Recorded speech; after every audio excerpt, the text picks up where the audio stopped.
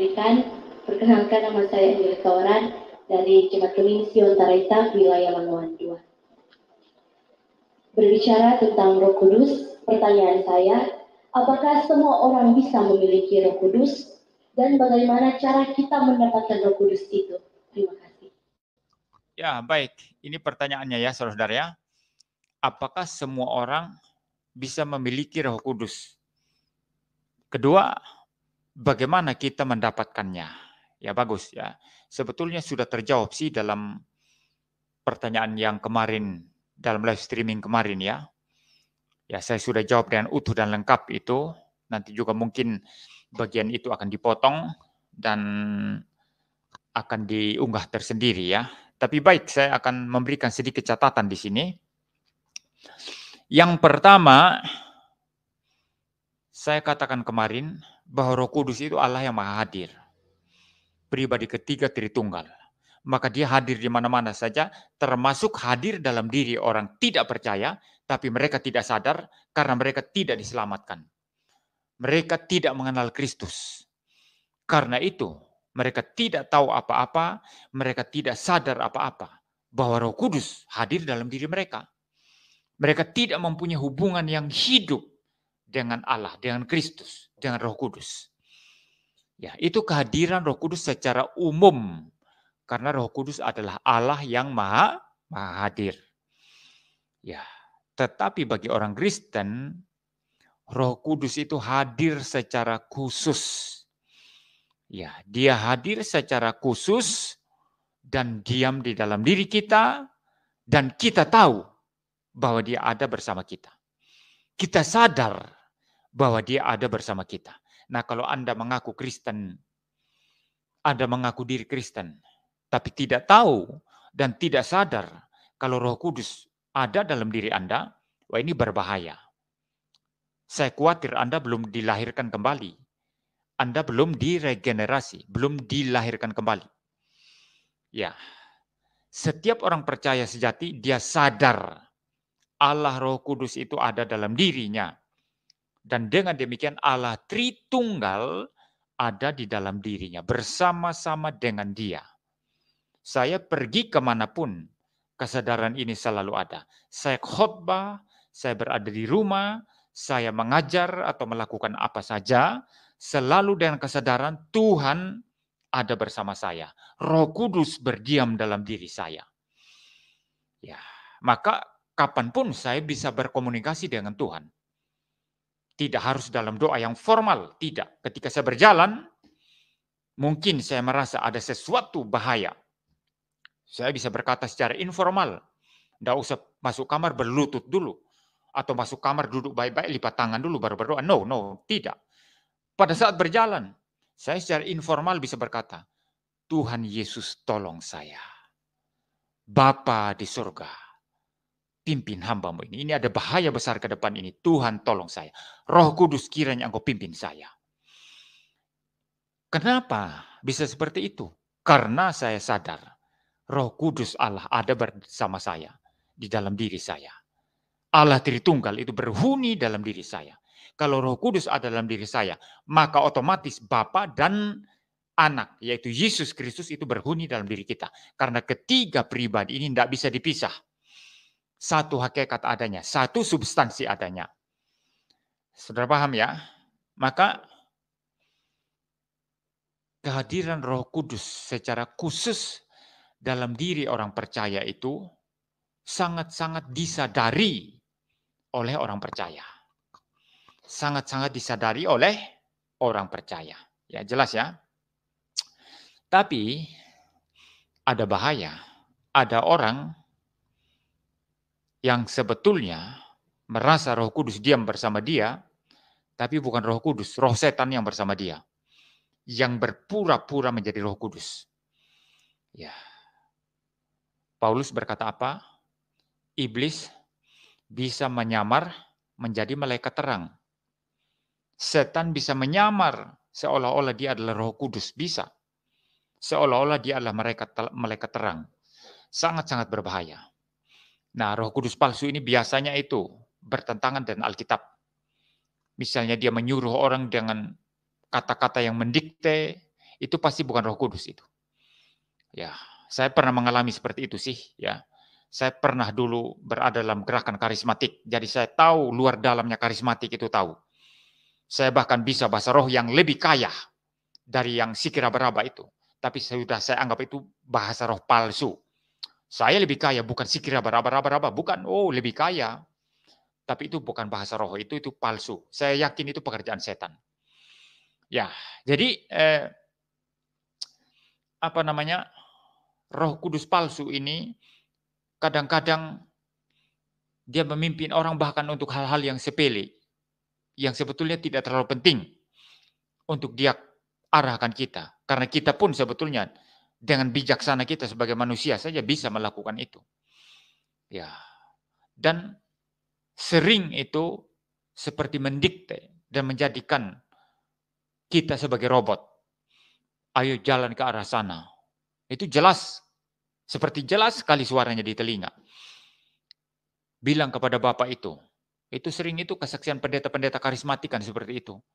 Seolah-olah Roh Kudus berbicara langsung sekali kepada mereka, dan mereka itu seperti berteman sangat-sangat dekat dengan Roh Kudus. Padahal itu bukan Roh Kudus. Itu setan yang menyamar menjadi Roh Kudus. Dan buktinya nanti terlihat betapa kacau hidup mereka. Benny Hinn itu hidupnya sangat kacau itu. Pernah cerai sama istrinya, walaupun sekarang sudah rujuk lagi ya. Dan sementara cerai sama istrinya, dia apa namanya itu kedapatan masuk hotel bersama seorang pendeta wanita yang bukan istrinya. Belum lagi dia menipu, seperti yang saya bilang tadi dalam kebaktian-kebaktian kesembuhan itu. Orang-orang sehat didudukkan seperti orang sakit. Nanti ketika dia calling, orang-orang yang memang sehat ini ya bangkit, berdiri. Padahal mereka bukan sakit, memang sehat. Jadi seorang penipu seperti ini mengaku dekat dengan Roh Kudus. Omong kosong. Kalau dekat dengan Roh Kudus pasti jujur, pelayanan jujur, keuangan jujur, seksnya juga jujur.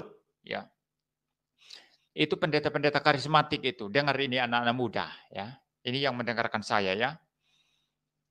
Pendeta-pendeta karismatik itu seks rusak luar biasa. Itu mana ada yang beres itu seksnya itu. Ya, berjinah, cabul itu seperti yang di Surabaya. Itu pendeta-pendeta di Amerika seperti Jim Swaggart, Jim Baker. Itu seks rusak semua itu. Benny Hinn sama. Kalau enggak seks rusak, keuangan rusak. Korupsi habis-habisan. Apakah itu pekerjaan Roh Kudus? No, no. Itu bukan pekerjaan Roh Kudus, itu pekerjaan setan itu. Yonggi Cho di Korea, pemimpin gereja karismatik paling hebat, paling top, pernah masuk penjara karena korupsi uang gereja. Bayangkan betapa bejatnya. Tapi begitu gampang mengklaim Roh Kudus bicara kepada mereka, Roh Kudus itu dekat sekali dengan mereka, ya. Bahkan Yonggi Cho itu kalau dia nyetir mobil, di sampingnya itu tidak boleh orang duduk. Kenapa orang tidak boleh duduk? Dia bilang, ini tempat khusus untuk Roh Kudus. Jadi tidak boleh orang duduk di sana. Ini kurang ajar sekali. Seolah-olah Roh Kudus dia bisa kurung di mobilnya. Roh Kudus itu adalah Allah Maha Kuasa. Allah Maha Hadir. Tidak bisa dikurung hanya oleh satu orang Yogi Cho saja. Di dalam, apa namanya, satu kursi sempit di mobilnya. Inilah kekurang ajaran daripada pendeta-pendeta sekarang ini. Yang mempermain-mainkan kuasa Roh Kudus. Mempermain-mainkan pribadi Roh Kudus. Ya. Jadi ya, pekerjaan Roh Kudus yang sejati itu akan menimbulkan kesucian hidup, menimbulkan keberanian memberitakan Injil, menimbulkan keberanian untuk menegur kesalahan dan dosa-dosa, menimbulkan keberanian untuk memberitakan kebenaran tanpa kompromi. Ini ciri khas orang yang dikuasai oleh Roh Kudus, ya. Ya, jadi itu yang bisa saya tanggapi ya. Jadi pekerjaan Tuhan memang sangat-sangat berbeda dengan pekerjaan daripada setan, ya. Pekerjaan Roh Kudus yang sejati memang sangat-sangat berbeda dengan pekerjaan Roh Kudus yang palsu, ya. Mungkin satu hal lagi, ya. Bagaimana cara mendapatkannya? Anda tidak bisa meminta. Tetapi itu anugerah Tuhan. Saya sudah menjelaskan dalam jawaban saya yang tadi malam itu, bahwa sebelum Anda percaya, semasa Anda masih menjadi musuh Kristus, Tuhan Yesus Kristus sudah mengutus Roh Kudus-Nya ke dalam dirimu, sudah mengaruniakan Roh Kudus-Nya ke dalam dirimu. Dia masuk ke dalam hatimu, ke dalam jiwamu, mempersiapkan benih hidup baru. Lalu melalui anugerah Tuhan, kamu diperdengarkan berita Injil, diperdengarkan firman Tuhan. Karena iman timbul dari pendengaran dan pendengaran akan firman Kristus. Setelah mendengar firman Tuhan, maka kamu beriman, kamu percaya, kamu terima Kristus. Itu semua pekerjaan Roh Kudus. Jadi sebelum kamu sadar bahwa kamu adalah orang percaya, sebelum kamu sadar sebagai orang yang sudah dilahirkan kembali, terlebih dahulu Roh Kudus sudah masuk ke dalam dirimu, bekerja sedemikian rupa dalam hatimu, dalam jiwamu, mempersiapkan benih hidup baru, memperdengarkan Injil kepadamu. Lalu melalui pendengaran akan firman, akan Injil itu, timbul iman. Dan ketika timbul iman, maka engkau dibenarkan. Karena pembenaran itu terjadi melalui iman. Justification through faith. Ya. Nah, setelah engkau beriman dan dibenarkan, engkau milik Kristus. Dan Roh Kudus otomatis berhuni dalam dirimu. Dan ketika sudah berdiam, sudah berhuni dalam dirimu, dia berdiam, dia berhuni selama-lamanya dan tidak masuk keluar. Ya, ada ajaran kacau yang mengatakan kalau engkau berbuat dosa, Roh Kudus keluar. Kalau engkau hidup suci, Roh Kudus masuk. Ini ajaran kacau sekali. Kalau engkau berbuat dosa, lalu Roh Kudus keluar, siapa yang menginsafkan kamu akan dosa? Siapa yang mengingatkan kamu bahwa kamu berdosa dan perlu bertobat? Roh Kudus sudah keluar. Tidak ada yang mengingatkan kamu. Cilakalah kamu. Tidak demikian, saudara. Ketika kamu berdosa, Roh Kudus tetap dalam dirimu dan menegur kamu dengan keras. Roh Kudus itu akan menegur kamu supaya kamu bertobat. Dia akan menggunakan hati nuranimu untuk menuduh kamu sedemikian rupa supaya kamu bertobat dari dosa-dosamu dan kembali kepada Tuhan. Kembali hidup suci di hadapan Tuhan. Jadi Roh Kudus tidak masuk keluar. Justru ketika kamu berada dalam dosa, maka Roh Kudus akan berteriak, bertobat kamu. Jelas ya? Jadi Roh Kudus berhuni selama-lamanya dalam diri orang percaya. Jadi Roh Kudus tidak bisa diminta ya. Itu anugerah Tuhan sendiri yang memberikan Roh Kudus kepadamu dan mempersiapkan benih hidup rohani, memperdengarkan Injil kepadamu, ya lewat pemberitaan firman Tuhan oleh hamba Tuhan atau lewat pendengaran akan khotbah-khotbah dari radio, dari televisi, atau engkau membaca firman Tuhan sendiri, dan melalui pendengaran akan firman itu timbul iman, dan melalui iman kamu dibenarkan, kamu diangkat menjadi anak-anak Allah. Dan setelah diangkat menjadi anak-anak Allah, maka Roh Kudus sudah pasti berdiam sepenuhnya di dalam dirimu. Tidak perlu kamu minta. Tidak perlu undang Philip Mantova atau Benny Hinn untuk tiup dengan Roh Kudus supaya kamu terima Roh Kudus. No. Yang membaptis orang dengan Roh Kudus itu hanya Tuhan Yesus Kristus. Kapan kamu dibaptis dengan Roh Kudus? Ketika Tuhan Yesus menganugerahkan Roh Kudus kepadamu untuk bekerja dalam hatimu, mempertobatkan kamu, memberikan hidup rohani, dan memperdengarkan firman sehingga kamu bertobat dan timbul iman dan kamu dibenarkan. Ya, jelas ya? Itu baptisan Roh Kudus yang dikerjakan oleh Tuhan Yesus sendiri, bukan Benny Hinn atau Philip Mantova atau pendeta manapun.